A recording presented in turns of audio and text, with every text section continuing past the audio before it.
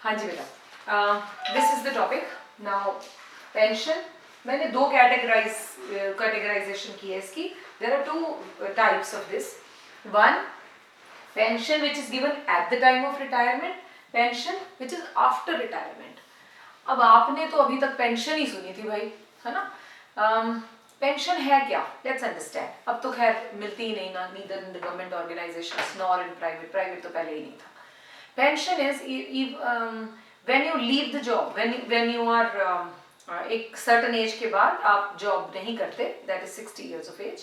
So उस पे जब आप जॉब नहीं कर रहे after that, so because you served the nation for many years, so government क्या करती है आपको उसके बाद भी, जब तक आप alive हैं, so they give you some money for your survival because you served the country for many years. So public servant को ही मिलता है। When I say public servant means government job में जो लोग हैं, so they get pension. Pension यहाँ दो तरह की कैटेगराइजेशन करा गया है, pension at the time of retirement, pension after retirement. जो आप जानते हैं, से फॉर एग्जाम्पल शर्मा जीत की जॉब 60 साल के हो गए, उनकी रिटायरमेंट हो गई, ओके, 30th को रिटायरमेंट हो गई। अब जब वो अगले, से for example the month which is going on is April month में उनकी रिटायरमेंट हो रही है। अब अप्रैल के बाद वो मई में वर्क करने नहीं आएंगे ऑफिस में, ठीक है। May, the whole May he is not going to come to the office, but at the end of the May he will come to the office and he will ask for his pension. Sir, please give me my money. Did he serve for the to the office or to the nation or to the organization for this May month? He did not. He didn't come to the office for the whole month, and the last of the month, every month के end में he goes to the office and he takes some money. Now this will be treated as earned income or unearned income? Unearned income, क्योंकि उस महीने में उन्होंने काम नहीं किया था। उसके भी बाद, मई के बाद, जून, जुलाई, and this system will be till his life. Alright, so जो pension after retirement, यानी he got retired in the month of April, but he came in the month of May and received some money, that is known as after retirement, and this was given to him without rendering the services. Did you understand that? It means ये क्या हुई, क्योंकि he did not render the services but getting the money, it's unilateral and it is going to be transfer. It means ये तो sure हो गया, जो after retirement होती है ये होती है ट्रांसफर। ये क्या होती है? ये होती है ट्रांसफर। इसका नाम ऐसे भी लिखा हो सकता है, पेंशन आफ्टर रिटायरमेंट। बताइए क्या होगा, फैक्टर इनकम और transfer income. So you will say it is transfer because, reason meaning होता है because this money is given to the person without rendering the services. It is unilateral concept or it is unearned income. इसका दूसरा नाम है, याद रखेंगे, old age pension. बच्चों ये सारे टर्म्स याद रखने इसलिए जरूरी हैं because they will appear once again in the practical questions also. वहां पर आपको इनकम निकालने के लिए बोला जाएगा इनकम मेथड से, and you have to segregate whether to pick this one or not on the basis of whether they are transfer or factor. Factor वाली आप पिक करेंगे बिकॉज वी इंक्लूड, और ट्रांसफर वाली हम रिकॉर्ड नहीं करेंगे। So in most of the questions you will find this term old age pension. Any trouble? Moving further, ये तो हो गया ओल्ड एज। फिर ये कौन सी है? Eight the time of retirement. ये क्या है बेटा? जिस दिन अप्रैल मंथ में रिटायर हो रहे हैं अंकल। अगली वाली तो बात समझ गए, जो मई में आएंगे, जून, जुलाई, अगस्त और बाद में जो आते रहेंगे अंकल, उसमें काम नहीं कर रहे बट पैसे ले रहे हैं, that will be very much treated as transfer. Now what about the month of April?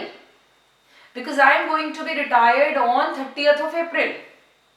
So my retirement is on 30th, but I am working for this month. April I am working, 30th को retire होंगी। अब ये जो at the time of retirement होता है बेटा, इसमें क्या क्या मुझे मिलेगा? आपको पता है जिस दिन मैं रिटायर होंगी उस दिन मुझे एक चेक मिलेगा। उसमें क्या क्या होगा?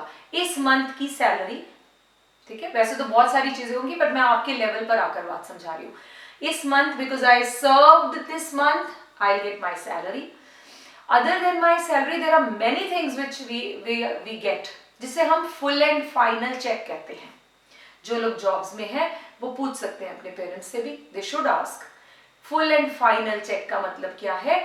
आज इस मंथ में एंड में मेरा सारा हिसाब किताब कर दिया जाएगा।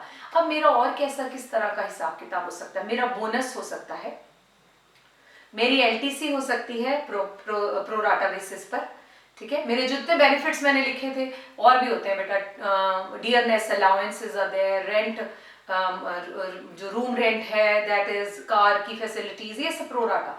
ये अदर देन दिस ऑल्सो हमारी लीव्स भी होती हैं बेटा। डू यू नो दैट जो जॉब्स में है लोग, उन्हें पता है सेंटर की जॉब्स में, हमें स्कूल में भी, क्योंकि डीपीएस फॉलो सेंटर रूल्स, तो उसमें हमें कुछ लीव्स मिलती हैं ईयर में।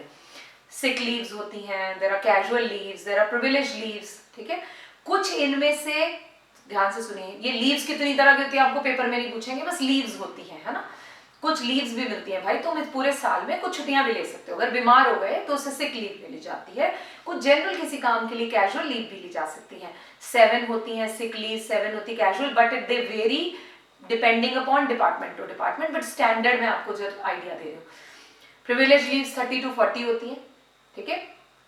इनमें से कुछ कैरी फॉरवर्ड हो जाती है, इनमें से कुछ एनकैशेबल होती है, पहले तो ये समझ लो। Sick leave, casual leave encash नहीं हो सकती। It means if I say I'm a good employee and very healthy, I don't take such leaves, so you give me money in return of this। तो बोलते sick leave और casual के बदले में तो पैसे नहीं मिलते। और लीव्स हैं जो एनकैशेबल होती हैं, ठीक हो गया, यानी I can get them in converted in money. मैंने उन्हें अवेल नहीं किया, I am a good employee, every day I come, I don't even take holiday, so मुझे आप पैसे दे दो, तो वो मुझे पैसे भी दे देते हैं। और ये वाली कुछ लीव्स जो होती हैं ये कैरी फॉरवर्ड हो जाती हैं। कैरी फॉरवर्ड समझते हैं, यानी मैंने पिछले साल 40 में से सिर्फ 10 लीव्स ली, मेरी 30 बची हुई हैं, और वो मैं पैसे में ले सकती हूँ, कन्वर्ट कर सकती हूँ, 1 महीने की सैलरी हो गई बेटा, और फिर मैं उसे आगे कैरी फॉरवर्ड किया। इस महीने मैंने एक भी नहीं ली, इस साल वाइज होती है, महीने में नहीं, सॉरी, इस साल मैंने एक भी नहीं ली। लास्ट ईयर वाली मेरी 30 कैरी फॉरवर्ड होकर आ गई, इस साल वाली 40 थी, 70 हो गई। आप इमेजिन करें जो लोग लॉन्ग सर्विस में होते हैं, 30 साल, 35 साल, उनकी कितनी सारी लीव्स इकट्ठी होती हैं। उसका भी कन्वर्ट करके जो भी पैसा बनता है वो भी मुझे अप्रैल मंथ में दे दिया जाएगा in the name of full and final check. अब आपको मुझे बताना है ये जो लीव है, बोनस है, डियरनेस अलाउंस है, एलटीसी है, सैलरी है, ये क्या मैंने अर्न की है या मुझे वैसे ही मिलती है।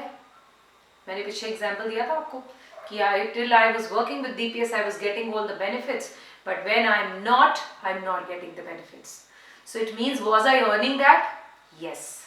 So it means the check which I am going to get at the time of retirement, यानी April 30th, at the time, इस महीने मैं काम कर रही हूँ, इस महीने I am going to be retired, 30th को जो मुझे चेक दिया जाएगा उसमें ये जो मैं जितनी भी टर्म्स बोली हैं ये सब होंगी। क्या ये सब टर्म्स किस नेचर की है, फैक्टर इनकम नेचर की या ट्रांसफर इनकम नेचर की। फैक्टर इनकम अर्नड है, leaves I earned it, I worked for the company, only then I am getting bonus, I earned salary, I earned, so that means जो pension at the time of retirement होती है that is very much factor.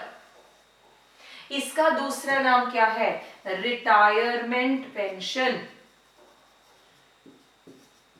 So if you are given in the paper, in the question, retirement pension, बताइए, सिर्फ pension word बोल के देखकर नहीं बोलना ट्रांसफर है। सो बोलिए retirement pension will be part of factor income. Will retirement pension be included in national income? Yes. Why? Because it is very much earned income. And what about old age pension? Will not be included. Why? Because against this there is no services rendered. Any trouble?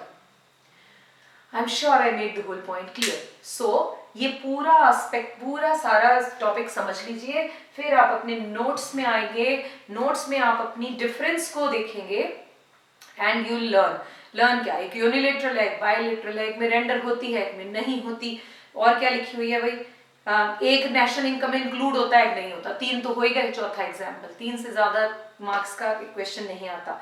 इसमें house hold को मिलती है, इसमें receive करते हैं जिनकी factors of production होते हैं, right. So this was all about this.